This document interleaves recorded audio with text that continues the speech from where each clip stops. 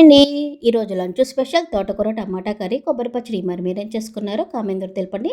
Stove on చేసుకొని pan పెట్టుకొని oil వేసుకొని ఉల్లిపాయలు, జీలకర్ర, కరివేపాకు వేసుకొని ఉల్లిపాయలు వేగిన తర్వాత అల్లం వెల్లుల్లి పేస్ట్ వేసుకొని పచ్చివాసన పోయిన తర్వాత కట్ చేసి పెట్టుకున్న తోటకూర, ఉప్పు, పసుపు వేసుకొని ఒక నిమిషం వేగించుకొని కట్ చేసి పెట్టుకున్న టమాటాలు కూడా వేసుకొని మూత పెట్టుకొని మగ్గించుకోవాలి.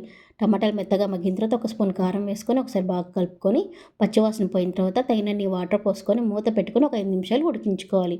ఇప్పుడు ఉప్పు, కారం, పులుపు అన్నీ అడ్జస్ట్ చేసుకొని చివరిలో జీలకర్ర, ధనియాల పొడి వేసుకొని ఒక నిమిషం ఆగిన తర్వాత స్టవ్ ఆఫ్ చేసుకుంటే ఎంతో టేస్టీగా తోటకూర టమాటాగా రెడీ.